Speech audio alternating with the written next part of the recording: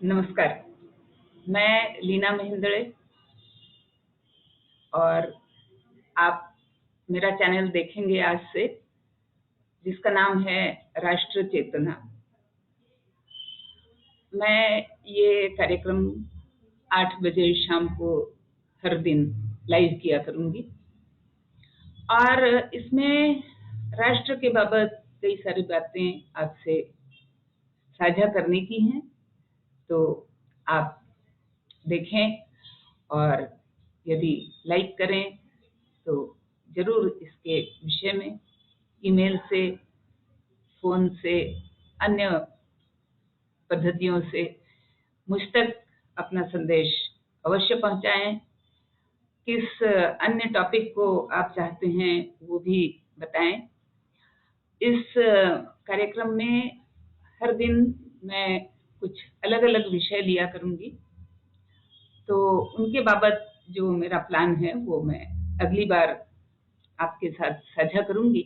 लेकिन आज मैं जिस बहुत ही महत्व के विषय पे बात करना चाह रही हूँ वो है इजराइल, पैलेस्टाइन, हमास, पूरा एक विश्व और इसके भारत के लिए सावधानता के क्या क्या इशारे हैं, या मैं कहूँ कि भारत के लिए नहीं बल्कि भारतीयों के लिए क्या क्या इशारा हमें इस पूरी घटनाक्रम से दिया जा रहा है, इसकी बाबत में चर्चा करना चाहती हूँ। मित्रों, ये जो पैलेस्टाइन और इजराइल यह जो युद्ध छिड़ा, यह एक परिस्थिति बनती चली आई 1945 के आसपास, जब यह मैं कहूँ कि उससे भी पहले प्रथम विश्व युद्ध जब समाप्त हुआ तभी से इसकी चर्चा आरंभ हो गई थी, और जब द्वितीय विश्व युद्ध समाप्त हुआ तो यह और भी गहराई, और यहूदी जिन्हें यूरोप में हर जगह से भगाया जा रहा था और वे पहले भी 2000 वर्ष पहले अपना देश छोड़ करके भाग चुके थे और यूरोप में जाकर के बसे थे, अब उन्हें यूरोप से दोबारा भगाया जा रहा था। तो उन्होंने कहा कि चलो हमें अपने पुरानी जो हमारी जिसे हम कहेंगे जन्मभूमि कहें या हमारी भूमि कहें, बपौती तो नहीं कह सकते, पर जहां हम बहुत सदियों से रहे और फिर वहां से हम भागे, वहां हमें वापस कोई छोटी सी जगह दे दो ताकि एक यहूदी, एक हमारी जो कम्युनिटी है वो जीवित कम से कम रह सके विदाउट एनी परसिक्यूशन। तो उन्हें यरूशलेम, जो जहाँ पे वो बहुत हजारों वर्ष पहले रहा करते थे, उन्हें वहां पर ला करके, और द्वितीय विश्व युद्ध में अमेरिका और ब्रिटेन ये विजेता सिद्ध हुए थे, उनकी चल रही थी। कमजोर पड़ गया था जो तुर्कमन एम्पायर, और अभी अरेबिक कंट्रीज और इनका उतना अधिक बोलबाला नहीं था। तो ब्रिटेन ने ये तय किया कि इनको हम इस यरूशलेम के आसपास के इलाके में ला करके बसाएंगे यहूदियों को पूरे यूरोप से, और इस प्रकार से इजराइल का जन्म हुआ। उसको कई देशों ने मान्यता दी। भारत ने 1947 के बाद इजरायली देश को मान्यता देने में बहुत समय लगाया। बहुत वर्षों के बाद हमने उनको मुंबई में सबसे पहली बार अपना कॉन्सुलेट बनाने के लिए उनको अनुमति दी, और बाद में बहुत वर्षों के बाद दिल्ली में उनका दूतावास खोलने के लिए हमने अनुमति दी। एक तरह से जब हमने कॉन्सुलेट खोला, या तो हमने ये कह सकते हैं कि देश को भी मान्यता दे दी। इस बीच जो हमारे अरब देशों के साथ या जो घोषित मुस्लिम राष्ट्र हैं, ऐसे राष्ट्रों में एक अगर पाकिस्तान को छोड़ दिया जाए तो करीब करीब सभी देशों से हमारे संबंध सुधर रहे थे, ये हम कह सकते हैं। और भारत में भी मुस्लिम पॉपुलेशन बहुत अधिक है, और जहां पर इजरायलियों को बसाया गया, उनको बसाने के लिए कई हिस्सों में एक बड़े भूभाग पर उन्हें ब्रिटेन को ये करना पड़ा कि अरब और जो फिलिस्तीनी जनता थी उनको वहां से थोड़ा सा हटा करके वहां पर इजराइल के लिए जगह बनाई गई। तो इसलिए ये सारी जो देश हैं, और इजराइल जो बना वो ऐसी जगह पे बना कि वो चारों तरफ से मुस्लिम राष्ट्रों से घिरा हुआ है। उसमें से कई प्रोग्रेसिव और थोड़ा सा धर्म वगैरह इन बातों को ना मानने वाले, थोड़े से प्रोग्रेसिव विचारों के मैं भी जीऊंगा तुम भी जियो इस तरह के विचार वाले थे। लेकिन कुछ ये थे कि नहीं, हम मतलब जिसको मैं कह सकती हूँ कि बहुत कट्टर टाइप के लोग थे, और उनका ये कहना था कि हम भी यहाँ पर अब 1-2 हजार वर्ष से तो रह ही रहे हैं, तो ये वापस क्यों यहाँ आए। ये उनका एक सोचने का तरीका था। और खास करके जो फिलिस्तीनी लोग जो थे उनके लिए सबसे अधिक दिक्कत आ रही थी। तो चलो, इस इतिहास के बाद हम आते हैं कि जो फिलिस्तीनी नेता था यासिर अराफत, जिसका भारत में बहुत सम्मान इंदिरा जी के समय में हुआ करता था, इंदिरा जी उन्हें अपना भाई बताया करती थी। तो जो छोटे मोटे युद्ध हुआ करते थे इजराइल और पैलेस्टीन के बीच में, तो एक समझौता हुआ यासिर अराफत और इजरायली सरकार के बीच, और उन्होंने कहा कि चलो आगे से हम भी थोड़ा शांतिपूर्ण तरीके से रहने का प्रयास करेंगे, एक दूसरे से लड़ाई नहीं करेंगे। इसके मतलब कुछ ही महीनों में पैलेस्टाइन में चुनाव हुए, और जो यासिर अराफत की जो राजकीय पक्ष था, जिसे पीएलओ हम कहते हैं, पैलेस्टाइन लिबरेशन ऑर्गेनाइजेशन, उसके कंपैरिजन में उससे अधिक उग्रवादी, कट्टरवादी और एक तरह से पूरा का पूरा आतंक फैलाने वाला जो एक संगठन है हमास, वो चुनाव लड़ करके वो सत्ता में उन्होंने अपना कब्जा जमा लिया। और उसके बाद से हम ये कह सकते हैं लगातार कि करीब करीब राजकीय नीति क्या हो, विदेश नीति क्या हो, किसके साथ क्या संबंध बने, इसमें फिलिस्तीनी सामान्य जनों का कोई भी कंट्रोल नहीं रहा, और हमास जो चाहता था वही करता था।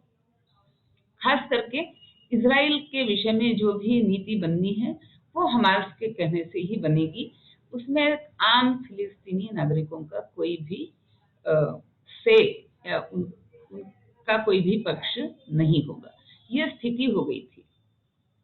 अब हमास जो है ये एक उग्रवादी संगठन है, आतंकवादी संगठन है, और वो बिल्कुल इस विषय में बिल्कुल उसकी नीति स्पष्ट है कि हमें इजराइल को विश्व के नक्शे से मिटा देना है, इनका पूरी की पूरी तरह से इनका खात्मा करना है।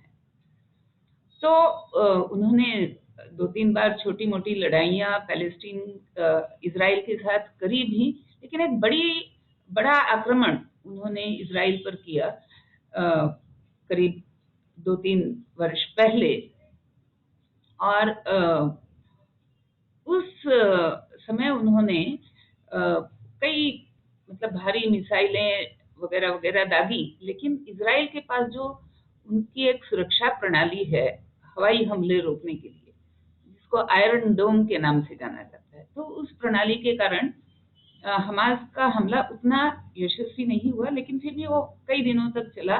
और जवाब में इजराइल ने जो कार्रवाई की, तो अब क्या होता है कि फिलिस्तीन के अंदर हमासी जो है वो अलग अलग जगह पे उन्होंने अपने अड्डे बना रखे हैं, रिहायशी घरों में वो रहते हैं, सब जगह रहते हैं। ऐसा नहीं कि एक कोने में वो कहीं पे रुके रहते हैं। तो अगर हमास को ठिकाने लगाना है तो इजराइल को फिलिस्तीनी जनता पर भी आक्रमण करना पड़ता है, और तभी हमास को वो रोक सकते हैं। तो जब इजराइल ने जवाबी कार्रवाई में बहुत बड़ा नुकसान फिलिस्तीनी जनता का करना शुरू किया, तो हमास की तरफ से अपील होने लगी कि भाई मतलब युद्ध बंदी करो, सीज फायर करो, हम आगे कुछ नहीं दागेंगे वगैरह वगैरह। तो फिर पूरा विश्व का जो जनमत आया उसके कारण फिलिस्तीन ने मतलब वो जनमत फिलिस्तीन के पक्ष में रहा और इजराइल ने अपना हमला बंद करके सीज फायर घोषित किया। उस दिन के बाद है आज का महीना, आज का वर्ष, और जस्ट 8 दिन पहले की बात, 9 दिन पहले की बात कि इजरायलियों का एक 10 दिन का एक उत्सव चल रहा था। पूरे इजराइल में उत्सव का माहौल था। शुक्रवार का दिन समाप्त हो चुका था। जो अच्छा, कई बार जो उग्रवादी मुस्लिम संगठन होते हैं वो अपने धर्म के लोगों को अपने साथ जोड़ करके रखने के लिए अपना जो आक्रमण वगैरह है वो शुक्रवार को ही दिन में या रात में कभी करते हैं। तो शुक्रवार की रात को, या हम कहें कि शनिवार की भोर में, अभी इजरायली जनता सो ही रही है और तभी उन पर और कई शहरों पर, क्योंकि पिछली बार आयरन डोम के कारण हमले बेकार हुए थे, तो इस बार हमास ने क्या किया कि खास करके दक्षिणी इजराइल में बहुत सारे शहरों पर उसने बमबारी कर दी और इस तरह से नींद में सोए हुए इजरायलियों को और जो उत्सव मनाने वाले इजरायली थे उनको उन्होंने टारगेट किया। रॉकेट कितने दाग सकते हैं? तो 5000, मतलब हम सोच भी नहीं सकते। 100-200 भी रॉकेट आ जाए, 50 आ जाए, 20 आ जाए, तो हमें डर का एक वातावरण बन जाता है। यहाँ 5000 रॉकेट दागे गए और रॉकेट दागने से पहले हमास के लोगों ने अपने कुछ आतंकवादियों को पैराग्लाइडिंग के सहारे इजराइल में उतारा भी था और उन्होंने गाजा पट्टी के आसपास कई लोगों को बंधक बनाया, इजरायली लोगों को, और उनके साथ बड़ी बर्बरता की, नृशंसता की, कईयों को मार डाला और कईयों को बंधक बना करके अपने साथ ले गए। अब थोड़ा सा देखते हैं कि गाजा पट्टी का भू क्षेत्र किस प्रकार है। तो इजराइल जो है उसके दक्षिण में पूरा समुद्र किनारा है, लंबी उनकी समुद्र के किनारे से उनकी वो जुड़ी हुई है। इसी लंबे किनारे में एक 40 किलोमीटर के करीब एक छोटा हिस्सा पड़ता है जो 40 किलोमीटर लंबा और 10 किलोमीटर के करीब चौड़ा, तो कुल मिलाकर के 400 स्क्वायर किलोमीटर के आसपास का क्षेत्र है जहां पर बड़ी संख्या में फलस्तीनी जनता रहती है। इसी को गाजा पट्टी कहा जाता है। तो गाजा पट्टी के दक्षिण में जाओ तो इजिप्ट है, लेकिन इजिप्ट नहीं चाहता कि पैलेस्टीनियन जनता इजिप्ट में घुसे, इसलिए वहां उन्होंने एक दीवार खड़ी कर दी है।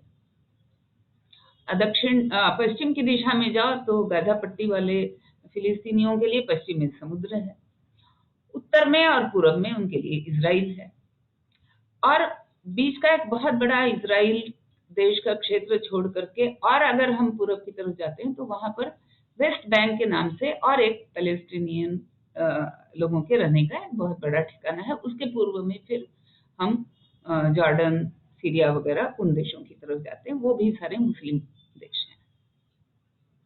तो अब हमास ने जब गाजा पट्टी की साइड से आक्रमण किया तो इजराइल को अपना बचाव तो करना ही है। ये दुनिया में कोई नहीं कहेगा कि इजरायली जनता को अपना अस्तित्व बचाने का हक नहीं है ना।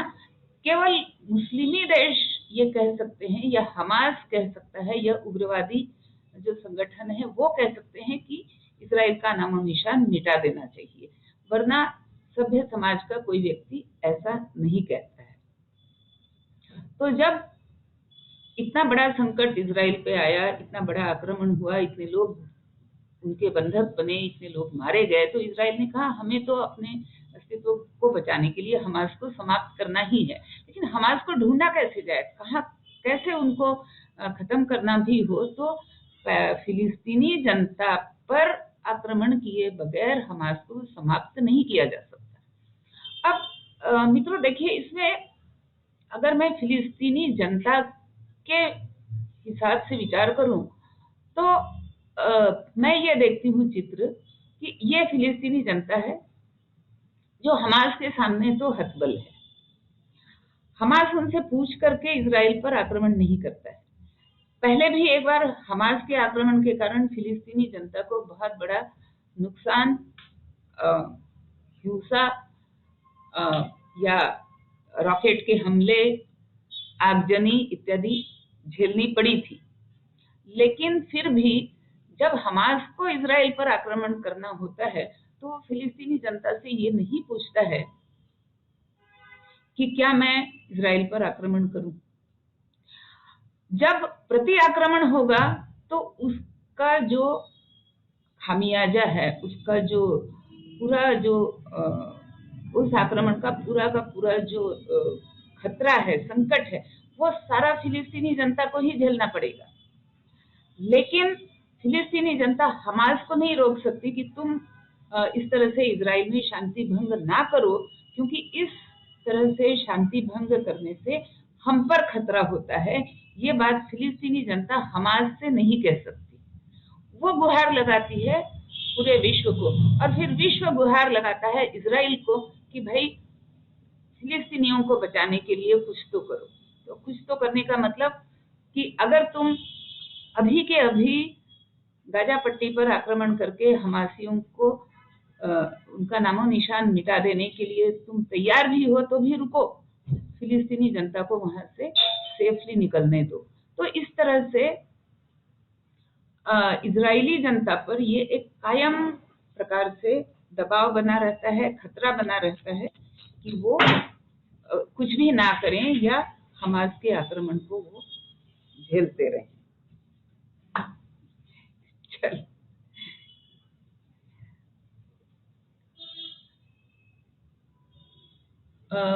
तो फिलिस्तीनी जनता पर यह दबाव बना रहता है कि वो हमास के विरुद्ध कुछ भी नहीं कर सकते, कुछ भी कह नहीं सकते। लेकिन हमास जब इजराइल पर हमला करेगा तो जो प्रतिकार होगा, प्रतिघात होगा, उसका पूरा का पूरा वो संकट जो है वो फिलिस्तीनी जनता को झेलना पड़ता है। क्यों? क्योंकि फिलिस्तीनी जनता के बीच में हमासी जनता, हमासी उग्रवादी पनाह ले रहे हैं। तो ये मैंने आपको समझाया कि ये फिलिस्तीनी जनता के सामने जो संकट है, मुझे नहीं लगता कि उनका असल संकट इजराइल है। उनका असल संकट है उनके बीच रह रहे उग्रवादी हमासी।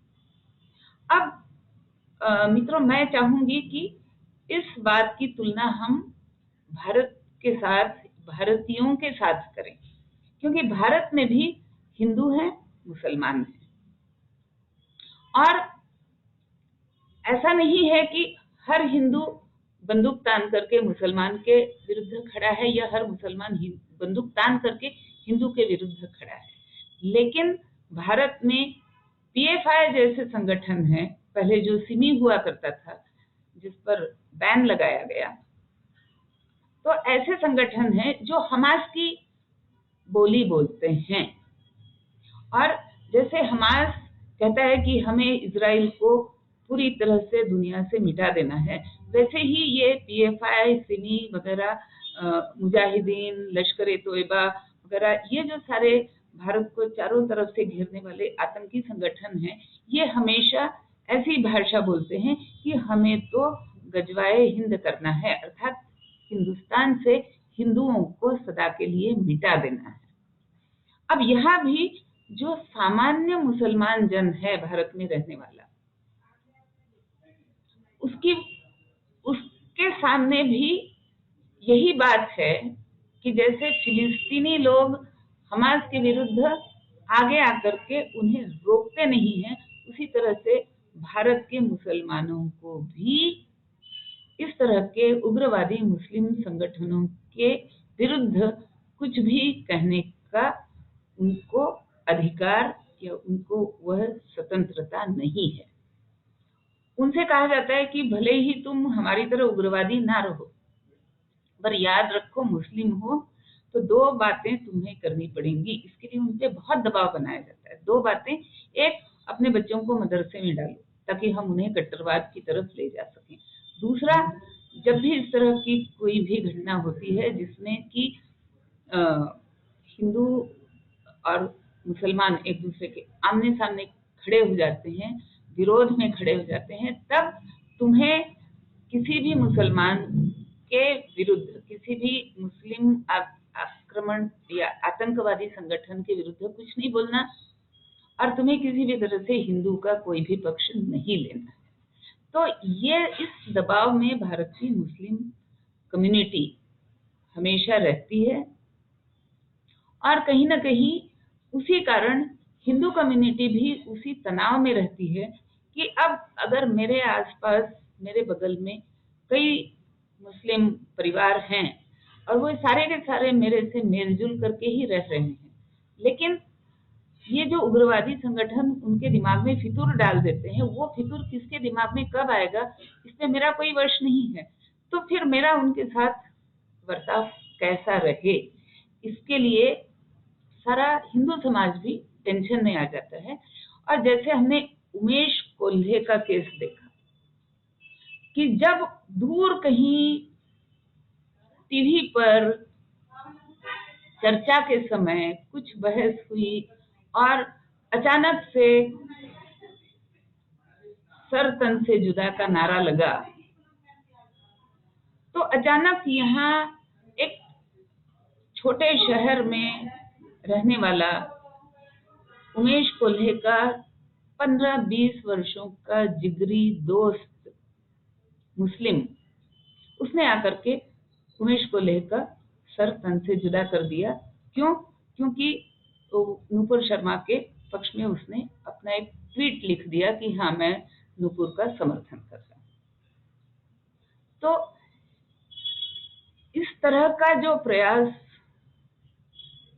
होता जब है, तो इसका विश्लेषण हमें और गहराई में जाकर के करने की आवश्यकता है। और इस कारण जो इजराइल पर संकट बना हुआ है उसकी व्याप्ति भी बहुत बड़ी है, और उसके कारण जो भारतीयों पर जो संकट बना हुआ है, मैं भारतीय शब्द का प्रयोग कर रही हूँ, अर्थात वो सारे लोग इसमें आ जाते हैं जो भारत को अपना देश और एक शांति प्रिय रहने का ठिकाना मानते हैं, उनके लिए मैं भारतीय शब्द का प्रयोग कर रही हूँ।